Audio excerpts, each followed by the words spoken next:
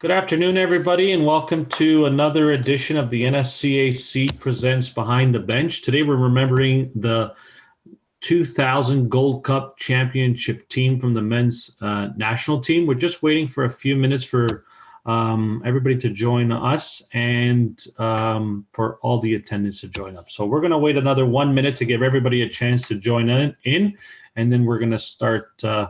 Today's show. Okay.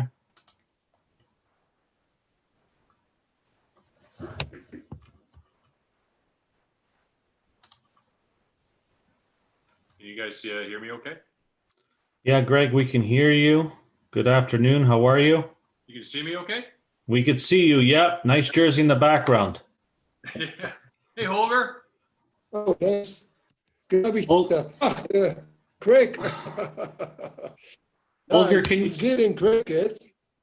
Holger, can you hear us, Holger? Yeah, okay. Yeah. What a surprise. I tell you what, that kind of technology, it's not my business. It's a disaster. You see? Craig, you remember, I'm just on the whiteboard and then with a marker. That's better.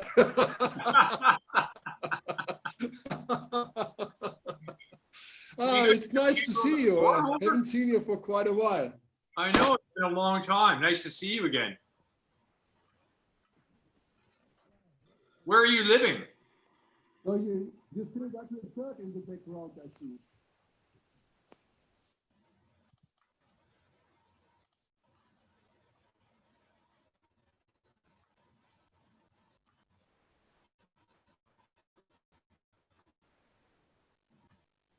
Okay, back on. All right, guys, we're going to get started. Thank you, everybody, for joining today's edition of the NSCAC Presents Behind the Bench. We're going to be remembering and discussing Canada's 2000 Gold Cup Championship team. Today with us, we have Holger Osieck. He's the former Canadian National Team head coach, and he's the former German national team assistant coach as well. So, Holger, welcome to today's show. We also have with us Paul Stalteri. He's a former Canadian national team captain. He's also played professionally for both the German Werder Bremen, and he played also in the Premier League with Tottenham. Paul, welcome to the discussion. And we also have Craig Forrest with us, former Canadian national team goalkeeper, and he also played with Ipswich Town and West Ham. So, Craig, welcome aboard and welcome to the discussion as well. I think before we get started, I'd just like to touch up on the passing of Diego Maradona today. I think anybody that is a fan of soccer truly admired and veered everything he did on the field. And I just want to give a little bit of, I remember watching him, and to me, he's still one of the top players in the world. And I just like to say, rest in peace, Diego, and you will be truly missed to anybody in the game. So, sad news, absolutely. And Holger, you know and have seen him firsthand better than anybody else. In 1990 World Cup final, when you were assisting West Germany, playing against Diego Maradona. Tell us what you saw and what feared West Germany at that time, playing against the quality of Diego Maradona. Well, actually, there was quite a difference between the '86 World Cup, when he purely dominated the tournament, and 90, he was not.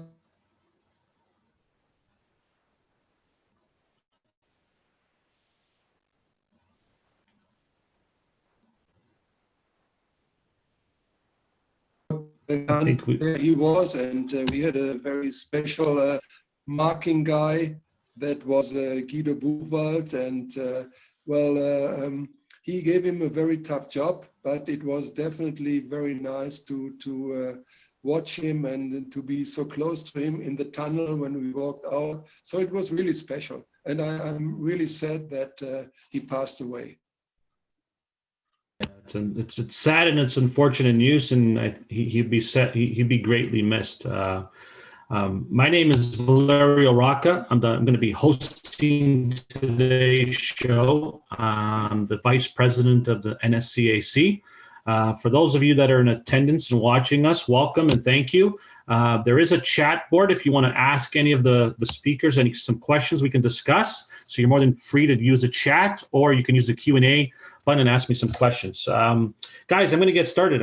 I think this is one of the biggest success stories of Canadian soccer, winning the 2000 Gold Cup, which is our equivalent to the European Championships here in North America and the Caribbean.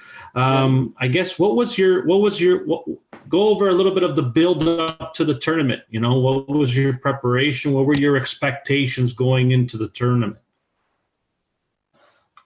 Well, actually, you have to go a bit further back. And we, first of all, had to qualify for the tournament. We had a tournament in October of '99, and we had to play Cuba, Salvador, and Haiti, which was definitely not a very easy call, because you see, play those countries, it's always a challenge. And then leading up to the tournament, we only had 2 friendlies in January. We played Trinidad, Tobago, and Bermuda before we headed into the major tournament.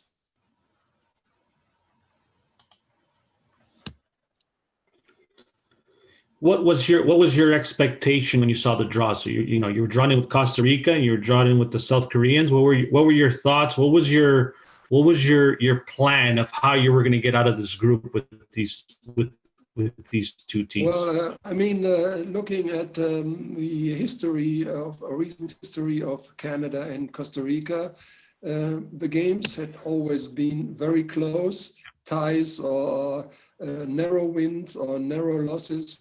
And so we knew it would be a very tough call for us. And the main objective definitely was to make the group and then to get into the knockout stage.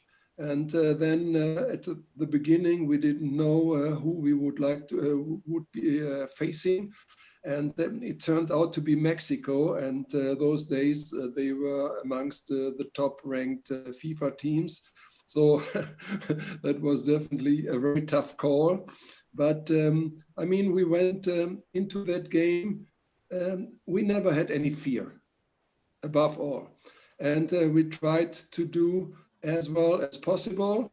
And what I liked in our group, it was a very solid group, great attitude. We had, from a tactical point of view, a decent structure. The players believed in it and bought into it. And I think that was a very important step going into the very important game against Mexico. Yeah, and going back a little bit, with Holger, when we talk about the opening against Costa Rica, you're right. We knew we were competitive with them. We knew it was going to be a tough game. Paulo Wanchop, my teammate at West Ham, was playing against us. We knew his quality and what he brought, as well as when we played against South Korea. That South Korean side, we knew they were strong. We're a little unknown about them, wasn't it? But we knew they were strong technically, maybe not physically, but technically we knew they were a very strong, team that was preparing, obviously, for an invitational team, the CONCACAF, preparing for the World Cup in 2002. So yeah, it was a tough group, and then also because it was tied on every points, goals for, goals against, it went to a coin toss. And Holger, that's a story in itself, because we knew what was going on in the back of CONCACAF and FIFA, and there was Jack Warner, there was Blazer, there was Chuck Blazer, and also Sepp Blatter. I think they wanted to do the coin toss privately, but that wasn't the case. I know you were all over it. You were right in there over the coin when it went down. You were obviously concerned. Actually, I got a bit excited knowing the business behind the curtain. So I definitely didn't want them to have their private draw. And so I said, no, we have to make it public. And I remember there was that VIP tent where all the dignitaries, so-called dignitaries, had their drinks in hand. And so I said, no, we got to go there. And so there was no cheating at all. And I remember Chuck Blazer, he took the coin and he threw it into the air, put it on his hand. And well, I don't know what I said. Was it head or tails or whatever? I don't, but anyway, it was the right choice. So it was pretty good. But I think, if you take things, let's say, very friendly or very politely, you get nowhere. And so you have to show them that they can't joke around with you. Yeah, I think I remember that really well. And I think that's part of what Holger, I think what he brought to us and what he brought to the country was a little bit of an attitude of, we're not going to be pushed around. We're not going to be, this polite nation that just goes by letting everybody push us around and do that. I remember Holger specifically. I remember it. I was there. I kind of snuck into the little area there, and he pushed himself right to the front of the line and just said, "We're not doing this until we see the coin and it's in front of everybody." So I think personally, if it was another manager in charge. Nothing against another Canadian that would have maybe have been there, but I think we would all have been sitting in the dressing room and the coin toss would have probably took place without anybody even watching it. And who knows what the result would have been? I have no idea, but who knows if they would have even used the coin? Well, yeah, who knows? Definitely not just Holger doing that. It's just part of the that mentality that he kind of brought to us and to the group that. We're no longer going to sit here and just be pushed around. We're just going to be, we're in this to move on as much as we can and get to the next, as far as we could in this tournament. And there was you kind of put a marker down right there and then that this was a new Canadian mentality that we were going to have throughout this tournament. Well, that was the thing, Stolly, as well, is that once we won that coin toss, Holger, it was like, okay, we're in Los Angeles. Now we have to go back to San Diego to play against Mexico. So it was like, holy shit, like this is amazing. But, we went to the great Mexican side. And remember, leading into that game, there was another game prior to us. We didn't have a time to warm up on the field. If you remember, we were in the tunnel warming up. So preparation for that game wasn't at the best for us. And, which is also a little bit nerve-wracking going against Mexico straight out of a dressing room. Especially when they never warm up, so it was perfect for them because the Mexicans are renowned for a 5-minute warm-up, if that, and then they're ready to go. So it just added to the drama and to the game, and we all know what an ending that was to that match. Yeah, that was a great game. I remember watching that game. It was fun to watch. It was a fun tournament to watch you guys as you guys grew as a group from game one all the way to the finals. And you can see as the tournament went on, the confidence grew in all of you guys, and it was a great tournament. Well, actually, if I may add something, you have to consider the actual situation then, because we just had 18 or 17 players in the squad, not 23 like today in the big tournaments, because we had a last injury dropout, Carl Fletcher. He couldn't make the team, so we traveled with only 17. But that had a big advantage because in a smaller group, a good spirit can grow more easily because you don't have too many frustrated players who won't be on the team and who can't play. So that was quite an advantage. Today, in all major tournaments or Champions League or so, you have 22 or 23 on the bench. So that was, from my point of view, a very good advantage. Yeah.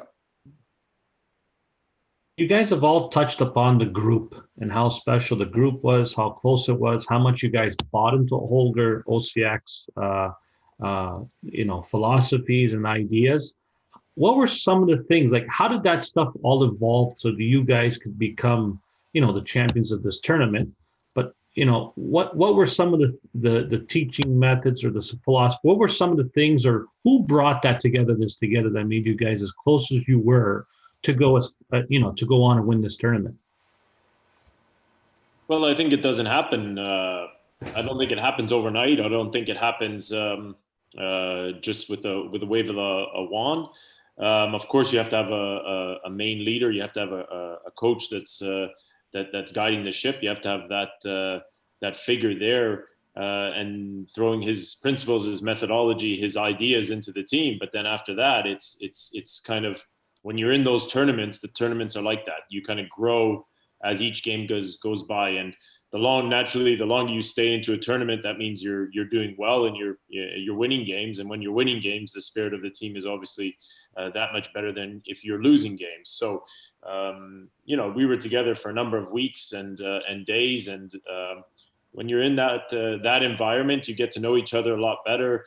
You get to see each other obviously every day, every meal together. So the atmosphere and the camaraderie in the team just grows each day, and the belief grows. And obviously, like I said, nothing helps that more than winning. And when you're winning games and staying in a tournament, that's a big factor. And but definitely, what Holger touched on is having a smaller group of players there was for sure a bigger advantage, because no doubt you didn't have 5, 6, 7 players that were unhappy not playing games and not touching the pitch. So I think in the end of it, it's difficult to play with that many players, or should I say not that big of a squad, but off the pitch, it adds a much better, tighter atmosphere within the group.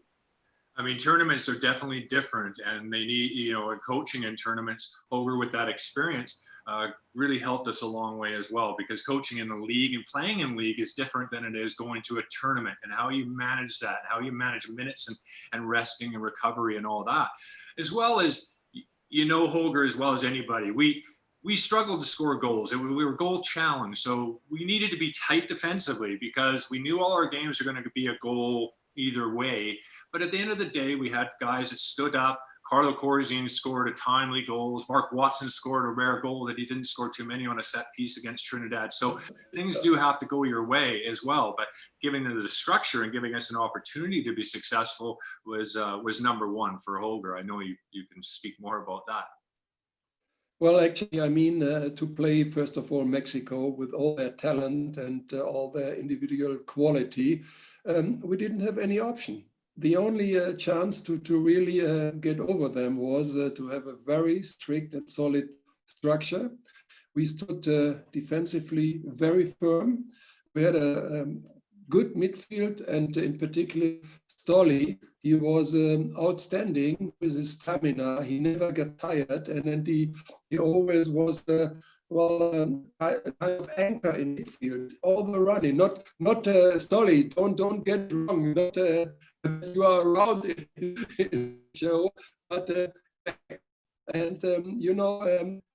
you in the more holding position, because I think it would suit you best. And I mean, down the road with some more games in Canada we had, apart from the tournament, you did so well. Although it was Werder Bremen, you played left fullback very successfully. You won the double with the league.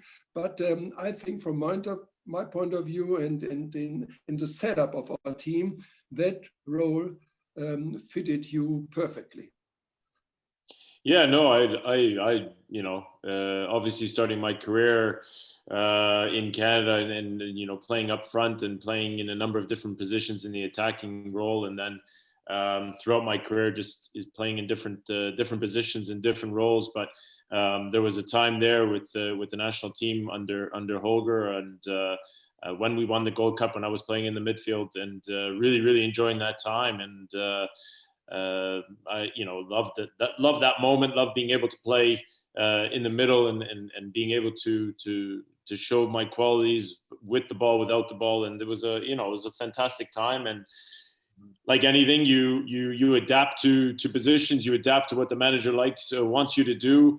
And when you're in big clubs and the manager wants you to play left back or right back, unfortunately, you got no choice, and you striker. Yeah, you either accept it or you have a conflict with the manager or the coach at the time, and chances are he's going to win that one. So you just you got to be able to adapt to your position and adapt to what they wanted you to do. And for me, that's what my club career especially in the middle part, it was being able to, I think there was one time when I ended up playing one season every single position on the pitch, except for in the goal. But I think that was also a little bit of a strength of mine, being able to adapt to different positions throughout on the pitch, for sure. But Stolly, I must tell you, apart from the tournament, the best I remember was when we played Switzerland in St. Gallen. We beat them 3-1. We had Thomas Radzinski up front and you in the deeper position. And then we had our wings, Brennan, with his pace. And at times he even could cross the ball, which didn't happen too often. But anyway, in that game, it did happen. So it was quite encouraging. No, it was really good. And Craig, I mean, I didn't forget you, of course. I mean, you were the great wall behind everything. Your performance was simply outstanding, and not only because of the penalties you saved, but your presence and well, your personality, that was simply outstanding. And I mean, you deserve so much credit. And it's like in hockey, that good teams must have a good goalie. And it's more than half of 100% that they save games. And that's what you did in the tournament for us. And well, still, when I looked in some of the notes they are put together from the old days, and my notes and my remarks are simply outstanding. So that was really great, Craig. Well, thanks, Holger. I mean, that means an awful lot coming, especially from you and the experiences that you've had in your career with some of the great goalkeepers as well and players. It's fantastic. So thanks very much. And yeah, it's something that I think about regularly. It's an amazing thing, an amazing time for us, because we moved on from Mexico to Trinidad and Tobago, which was interesting as well, because we knew that if we beat them, Colombia was already in the final. So technically speaking, we had won our Confederation, and that would have actually got us to the Confederations Cup, if my memory serves me right.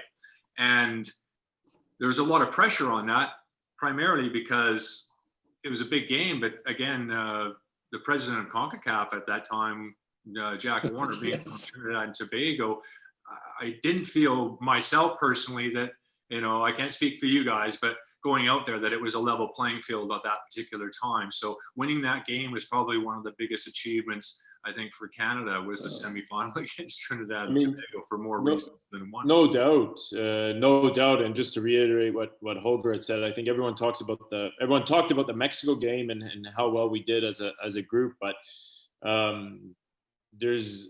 Holger probably back me up on this. And there's only one reason we probably got to the final was because of Craig, because I think that game was probably one of our, against Trinidad, we weren't our strongest. We gave up, I remember a number of chances, but like Holger said, he was a wall in net, and there was no doubt why we were in the final from that game, because you could say we were not a little bit fortunate to get by Mexico. I think we fully deserved that one. We battled that game, but it didn't give them that many opportunities, like the guys had said. But I think in Trinidad we were a tad bit lucky, and if it wasn't for, I'll hold my hand up, if it wasn't for Stacks in net, I think we would have really we were really, really fortunate to get to the final. But again, like Holger said, if you don't have that big man in net that's going to make the big saves and get you there, then you've got trouble. So we were fortunate, but getting by that game was a huge factor. Was Craig in that?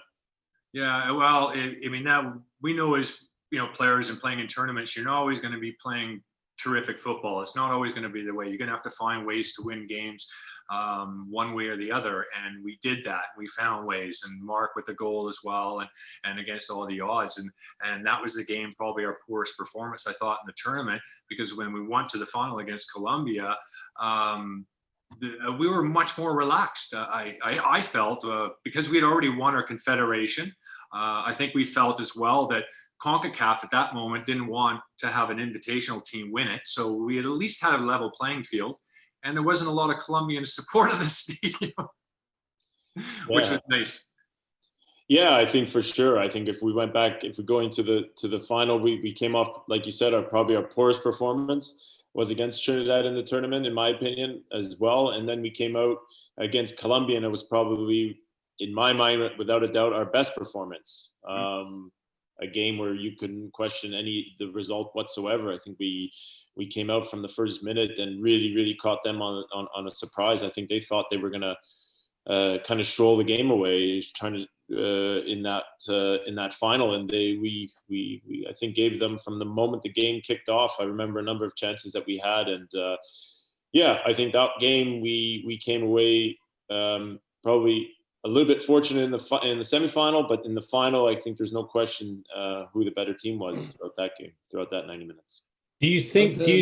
So sorry. In addition to that, Stolly, I would like to mention that okay, we were not a great goal-scoring team, but we put a lot of emphasis on set plays, and that was one of our key elements of success. Because you probably recall what we did in training, how we worked on it, and we had excellent headers of the ball. In particular, Jason, who scored the first goal against Colombia, and he was always a weapon up front. And of course, he was solid in defense, general in defense, but he was also very dangerous in the opponent's box. And that was part of our strategy as well. And I mean, I don't want to single out too many players, because we won it as a unit. And beat Mark Watson, beat Richie Hastings, and with his great goal against Mexico, Paul Fennick, all those guys. And one key player I would like to mention here was, except from Carlo, who was our top scorer, of course, which is always the vital part of the story, but we had Martin Nash, and he was, from my point of view, key factor. He was a great passer of the ball. He could switch the game. He could control the ball, and he could serve it so excellently. And that did us really good. And I mean, recall Mexico. Carlo scored from across from Marty on that counter attack after the corner kick of Mexico. We scored the winner, and Marty, he played the crucial ball to Richie Hastings, and the entire setup. For instance, Cushy, who made a run up front, Stolly, who ran behind Nash to open the space on the right flank. So it was a very well-planned counterattack. But I don't know, the modern language is a bit different with pressing and anti-pressing, and it's to me it's depressing. But that was a perfect one, and give an example how such a attack should be played. So I think that was another key element.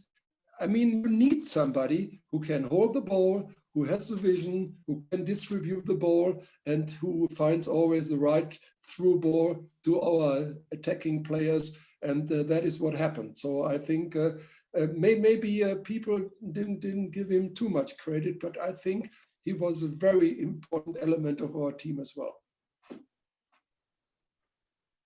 Going into that finals, Holger, what was your game plan? What was your strategy on going to beat the Colombians in that final game?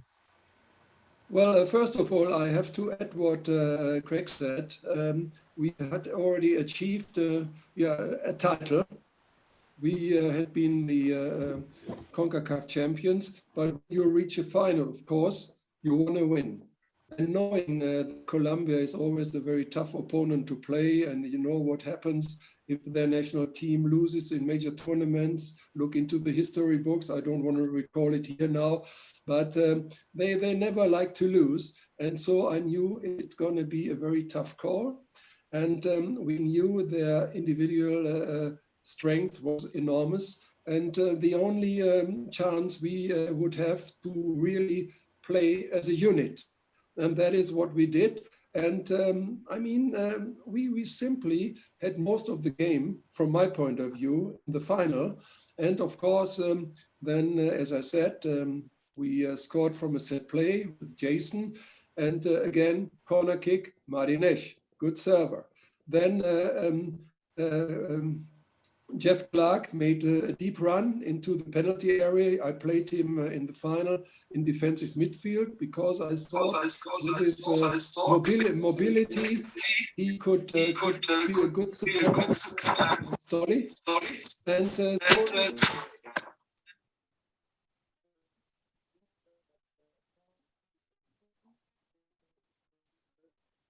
Holger, you still there? We can't hear you. sorry. I don't know. Am I gone? No, you're back. Just your microphone. We can't hear you very well. See, it's a comeback mentality, you know. That's always important. No, I mean, and he played the deep ball to Jeff, and he got the penalty. We scored. Carlos scored again, and then close to the end, Craig, he saved the penalty. So I think, yeah, our match plan anyway worked out perfectly. You never know before a game, but after the game, you could see, yes, it happened. And again, full credit to all the boys. Yeah, the conditions helped us too. Don't you think, Stolly? It was a rainy day in Los Angeles. Again, there wasn't a lot of support for Colombia. And let's be fair, Canada, we had family and friends there. For tournaments, you can kind of get why we don't bring a lot to a tournament. We don't bring thousands of fans because we played, against teams like Haiti, in Miami, in front of 30,000 Haitians. It's an amazing support that they get in the United States, but we don't really bring a lot. But it was a rainy day, a little bit cooler. Conditions were great for us, I thought. It was just a perfect. For sure. I mean, it was a cold day, if we remember right. I mean, you just see the way some of the boys on the bench were dressed. If you see the photos, it was a cold day for Los Angeles, and it suited us. It suited us well. And I think what Holger was saying, we just got on the front foot against them from the moment the game started, and I think we put them under a lot of pressure. And I really think after a few minutes, they weren't sure what really kind of hit them, because I think they thought we were going to sit back and allow them to have most of the possession and allow them to dictate the game. But for one reason or another, we just kind of played without any fear in that game, and we were thoroughly. I think we were thoroughly convincing on the day. Craig, you mentioned a good thing, a good interesting point that I want to touch up on a little bit more. You said you guys won the semifinal against Trinidad, and you've achieved the goal, and then you were going into the finals relaxed. How big of a role, or how impactful of a role, do you think you guys going into that finals helped you guys win the championship? Well, certainly when we beat against Trinidad and Tobago, that wasn't really our goal. Our goal was it was a nice added thing for us, because going into the final, we knew we'd achieved our CONCACAF or our regional title, but also we didn't want. We wanted to put in a good performance, and we knew obviously at that time Colombia was ranked in the top 15 of the world, as it was Mexico at that time. Trinidad and Tobago were ranked really high up the table, FIFA rankings at that particular time too. So all in all, we really just, it was a nice relaxed feeling going into Colombia, that we actually felt that we could put in a really good performance. I wasn't worried about us going into it and how the performance it was going to happen. I wasn't worried about officiating or anything, which was very rare at that time, because I really felt that at least they wanted us to win our championship, so that gave us that. And just all in all, I just felt that it was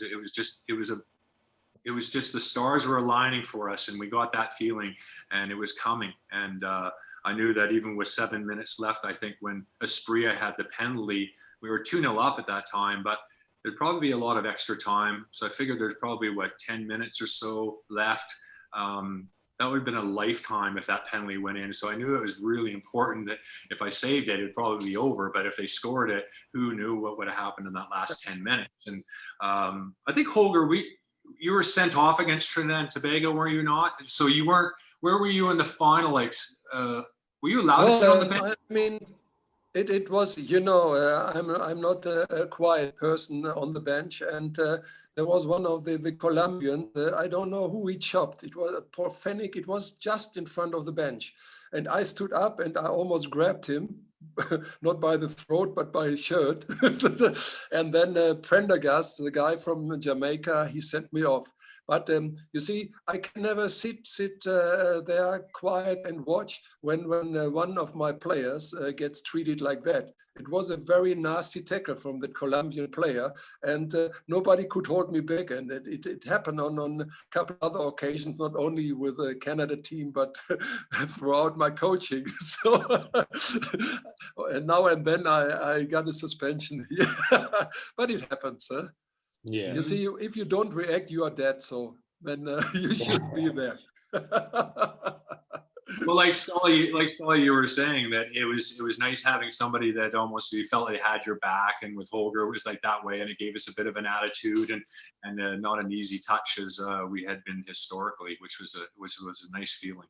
No doubt, and it was someone who, like we touched on, is the moment we started the chat here, on someone who's been, you know, won a World Cup, and there's nothing more than you have to say other than this man's won a World Cup. I mean, we don't have to go any further. We don't have to list any more of a resume other than if you've touched that trophy because you've won it, that means something more than we can any of us can ever think about. Or and I still think in Canada we take that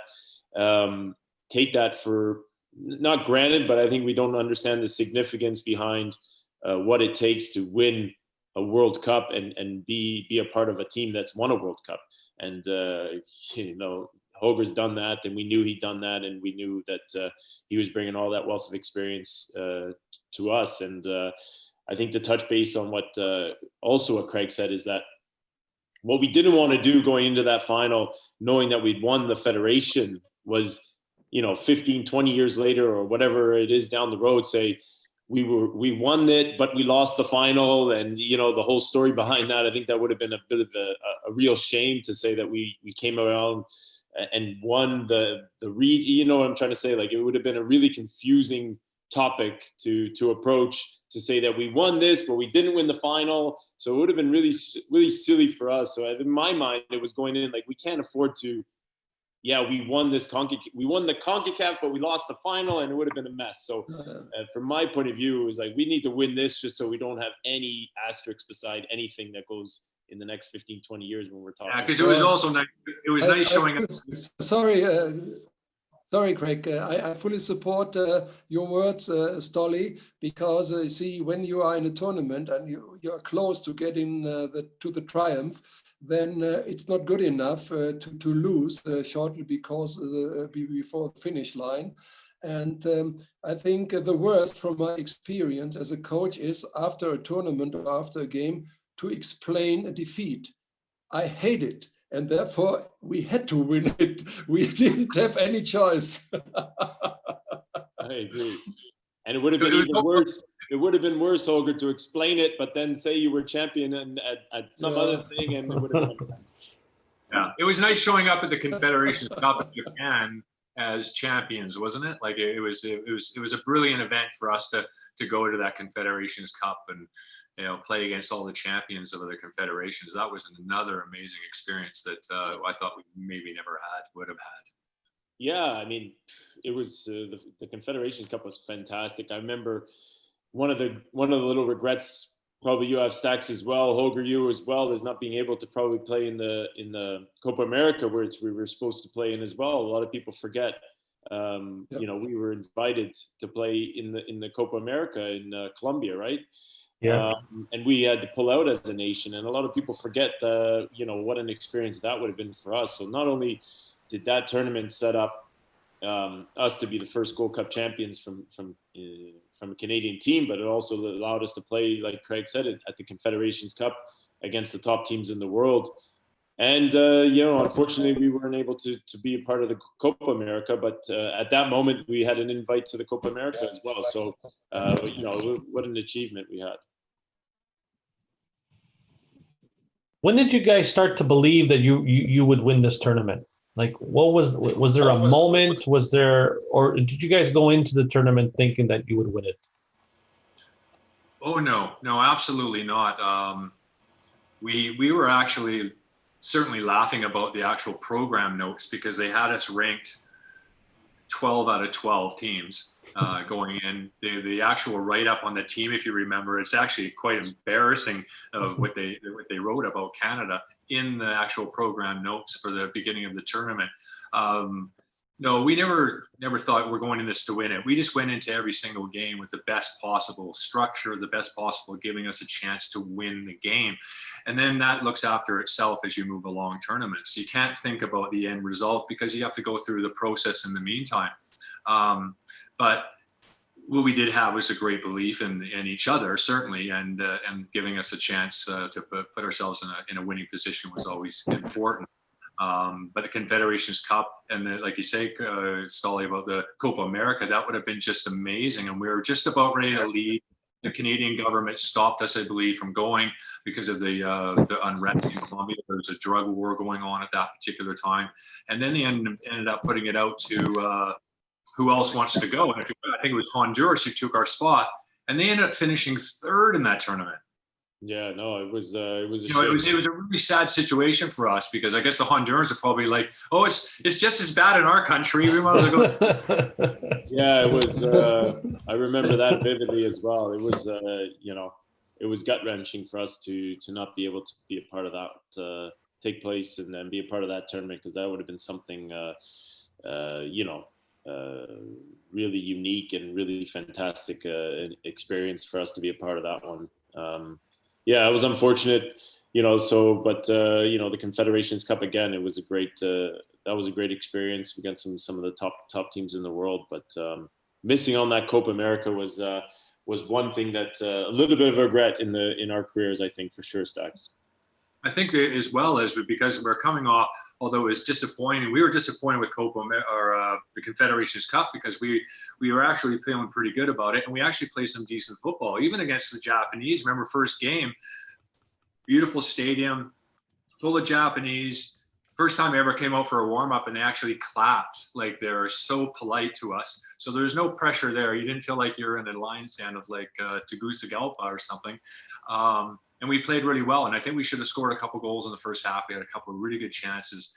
And in the end, we walk off the field, got beat up in the second half a bit late, but we were disappointed. Then we had a good performance against Brazil. We held tight 0-0 against the Brazilians. So I think if we had gone to Copa, it would have been a feeling that we would have had some confidence going into it that we could compete for sure. Yeah, I agree. I mean, I think the result against Japan, it was one of those games where it didn't really show the performance. I think we played, like you said, really well that match. I mean, we came out, was it 3-0 in the end, if I remember? But it was a game that you can't say was that score reflected the result. So we were right in it, especially in the first half, like you said, number of chances, and then performance against Brazil. Hello. So I think Yeah. More or less, I think if you took the tournament for what it was, we were, we did well. We played really some of our best. If you remember, Stack, some of our best games and our best football was played at that Confed Cup. We just didn't really get anything to show for it. Yeah, that was just where we got all our goals in the Gold Cup. We didn't really convert the chances that we actually had in the Confederation. That was I think our biggest problem in that tournament, and it really reflected it. When you're playing against those top teams, it was you have to convert those minimum chances that you do get. You needed to make more out of them, and unfortunately, that was probably our biggest problem in that tournament, was not being able to do that. Cameroon was a strong side at that time, weren't they? They were very, very good. Strong physically too. I remember that they had the tight Puma uniform, or it was a Kappa. I think it was Kappa at the time. Uniforms, they were monsters. They were just they were a top side. They were a top side, no doubt, in that tournament. Yeah, the Japanese were amazing. They were just technically very, very good. They were a good side too. I thought their passing ability and their movement was exceptional. Yeah, no, it was a fantastic experience for us.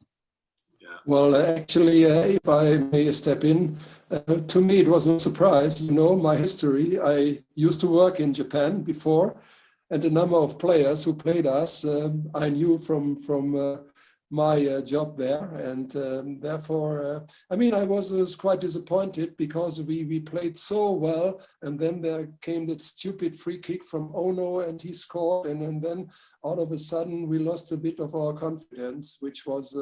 Well, it was unlucky because we could have done better. We could have got a better score against Yeah, them that's what because our performance, particularly first half, was very good. Yeah, we said that, Holger, when you got cut off there, that that was one of those games where Okay, sorry. No, but it was one of those games where there was, like you just said, and we'd said, it was one of those games where the result didn't reflect the performance. Yeah, exactly. Sorry, because I was gone. Maybe somebody cut me off here. I don't know. Maybe it's some spy around who cuts me off. I don't know. Listen, I'm surprised you were able to get on, because last time I spoke to you, you still didn't have a mobile phone. So it's still great that you were able to get going here. I had my doubts, that's for sure. Holger, what are you up to these days? Well, actually, I'm away from active coaching, and I'm still involved in some projects with FIFA, some development projects. And unfortunately, due to the current situation, there's not a lot of travel involved, which was the initial idea. But we do a lot of those video calls and try to help various countries, in particular the lower ranked countries in FIFA ranking, to improve their infrastructure, to help their player development, coaching development, etc. So that's my kind of consultant job that I'm doing now. Nice. Very good. I like that. What are your guys' thoughts on the current Canadian situation and how we are going into the 2026 World Cup that we'll be co-hosting with Mexico and the US? Well, first of all, I think that Canada and the players, I know for a fact, that are looking no further than 22, because that's a lifetime away for a footballer in the first place. There are obviously guys, when you're younger, you're looking at your age, trying to figure out how many cycles that you can play in or potentially play in, and having that carrot in 26 is amazing, because there was a time, certainly when we were playing, that we thought that would have probably never ever would have been a possibility, that we could be part of a World Cup, hosting a World Cup. So yeah, that's something that's very important, and it'll be good for Canadians, maybe the ones even that the ones that immigrate to Canada and have an opportunity to play for other countries who have taken that route because of better opportunities. It'll be help us recruiting those players so that when you have 26 coming up.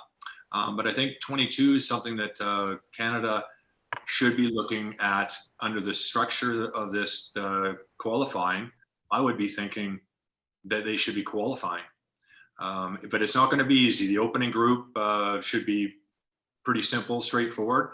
But I think they'll end up playing probably Haiti, potentially, to get into that last grouping. So it's not going to be easy, but I think they have the capability, and they also have a different side than we had, with attacking force that they can certainly rely on more so than we could have at that time. Yeah, I think you're right, Stacks. I think that they're looking they shouldn't be looking any further than 2022 right now, and putting everything into that. I think there's a huge opportunity there for them to get through. I think the way, very fortunate, really fortunate that the qualifying changed, the direction of it changed, instead of falling under the wrong side of it, where they would have had the battle. I think, what was it, the seventh ranked to the 35th ranked, or whatever it is, and then the winner of that comes out to play the fourth place team in the top six. I think they got away. We got away with a big break there. So the new structure that's set in place, it allows them to have a real good chance at going through. And now the expectation should be that they really have that's got to be the goal with the quality that they have in the team, with the quality that the players that the young players that they have and the ability that they have. It's got to be a main goal for them to, especially with this new structure and being fortunate enough to have that instead of going through a real battle that it would have been, where it would have been, I would say, really difficult. Now it's become not easy, because it's never easy. We all know that. It's very much harder than anybody makes it sound, but the goal should be for them to get there. We have a question from the crowd. It's geared to Craig. The question is: not many keepers use your technique that allows you to move the keeper to move before the shooter steps in to takes the shots. Any thoughts on why more keepers out there aren't using your old strategy? Well, that rule, it wasn't long before that tournament, I don't believe, that the rule changed where you didn't have to stand still before the penalty shot was taken, even though goalkeepers would cheat and move out for penalty kicks. But they allowed you to move on the line. So I thought, well, if you're going to give that advantage, use it to much as you possibly can, because it's something new that a lot of the players that are taking a penalty, and I know the pressures that penalty takers take, because there's one situation for a goalkeeper where they're expected to score, and the pressures that they're facing is much different than when they're training taking penalties. I know training is important to take penalties, but there's no pressure, and that pressure is incredible on them. So you got to use that advantage yourself to give it even more pressure and put them on it. So I thought moving along the line, you do see it, but I think goalkeepers could use it more often and move along the line for distraction reasons at all. So I knew that it would put more pressure on Asprilla and other penalty takers, and I felt confident as well. And my strategy really at the end of it, obviously good penalty takers are very deceiving, and they can really disguise where they're going with it. So you got that to deal with. And a guy like Asprilla, for instance, is a quality player. I also knew that he might be a little bit tricky or trying to do something a little bit unusual, like doing the stutter beforehand and going up to the ball. And that's what he did. So I held my ground as long as I possibly could. And when he did approach the ball, he did stop, do that pause slightly, and he looked up, and I was still standing, and he was expecting me to go one way or the other. So I knew at that point the pace wasn't going to beat me. It was just whether or not I could make sure I went the right way. And I figured just for his approach itself that he was really had no other way to go as to my right. So at that point I thought I'd had him, and that was a split second moment that was something I remember very fondly. I mean, it's quite interesting to listen to the goalkeeper tactics. I've never been a keeper myself, and I had my experience, nevertheless, with penalties, in particular Japan and so. And from experience, I can say what you said is absolutely spot on. The longer you stay in the center, the more insecure the penalty taker gets. And when you have a penalty shootout, for instance, you have 5 guys who step up and make the kick. I always told my keepers, the first 2 probably you can't save, but the third one, he will be insecure. Stay in the middle, and you know what? He's going to hit you. And in most cases, I was right. So I don't need any stats for that. It's just feeling. It just you know, Stoli, stats are for people who don't know about football anyway. But you see, I'm still the same. The game is played on the pitch, not on paper. No, that's a fact, actually. Yeah. It is a fact. Unfortunately, you know, it's a shame, and we tend to go with numbers and in a different direction because of one reason or another. But in the end of the day, I always say, if you're on the sidelines or you're in the middle of a match and you can't figure it out, for yourself, and if you're the manager and you're on the sideline and you can't figure it out for yourself, then there's one thing only, and it's the reason is you shouldn't probably be there. So I still believe in that. And as a player, if you couldn't figure it out, and as a coach, if you can't figure it out yourself, you know what? You probably shouldn't be on the pitch, or you shouldn't be on the side of the pitch anyways. That's my Stolly, imagine in halftime, I had come to you and tell me, hey, Stolly, you lost 35% of your one-on-one and you won 65. But from the 31, we got or conceded 2 goals. So what does it give you? Huh? But in order to make it happen and be more efficient, you say, listen, that guy often takes you on that side. He always make that kind of feint and then tries to outrun you there. Be in a better body position and try to catch him then. So that is a more versatile and valuable advice rather than referring to any stats, 50%, 50, 60%. I don't care what the crap is. But you know, I'm a little bit older and I'm not the young coaching generation anymore. Probably that's why. But I still believe in it. Well, there's certainly, I guess, you know, when you look at analytics, say, guys, this time around, and way analytics are used, they're certainly useful in many ways. I think physically and whatnot, engaging what players are doing in their bodies, loads and certain things. But you have to have a feel. You absolutely have to have a feel for what you're doing as well. And there's no real gauge for that. I mean, one of the biggest ones, they always put up possession stats. It's kind of interesting. But that's all it is interesting, because possession stats mean absolutely nothing. You just got to look no further than the Tottenham Man City game on the weekend, and see where the possession was and who won the game and whatnot. But you know, just to touch base on what Holger had said and Stacks. I mean, if we look, the modern day, it's not just Holger. It's not just the 23 players that you have to take to a tournament or dress even in a friendly match or in a qualifying match. It's, you know, some of the staff is more than the players. It's some you know, imagine having to not just monitor 23 players, but you got to monitor 20 staff members as well in your group. So the clubs and the teams are traveling with 40 and upwards of 40 and 45 members to these events, and it's, you know, I always say we won this Gold Cup, and we had 1 assistant coach, 1 kit man, and 1 physio, and that was our group, and 17 players. So you know, what's right, what's wrong. I can fully support it, Stolly, and I don't like the huge number of surrounding staff or backroom staff or whatever you call them, because efficiency is only in a few. Like I mentioned, we had a smaller group. Okay, it was different times, but that worked.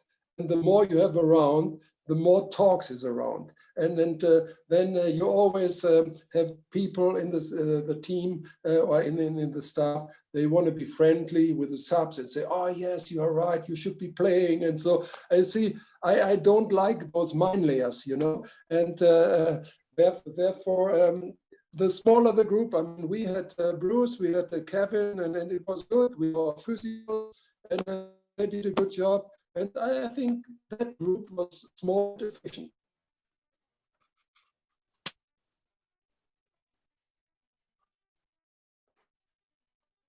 Am I gone again? No, you're okay. You're good. I'm okay, good.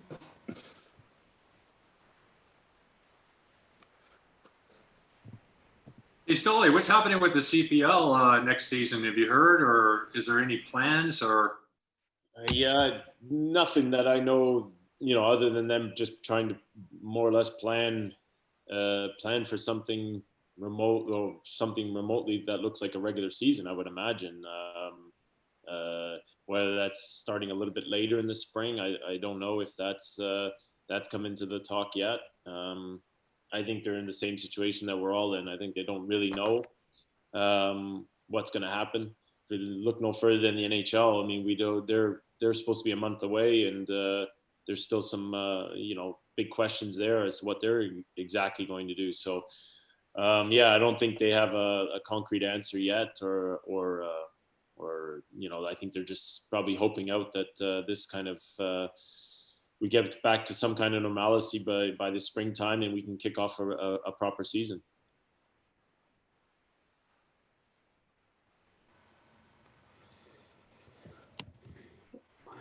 Well, thank you guys. I think it was a great discussion, and I hope everybody enjoyed it. And again, congratulations on winning the 2000 Gold Cup.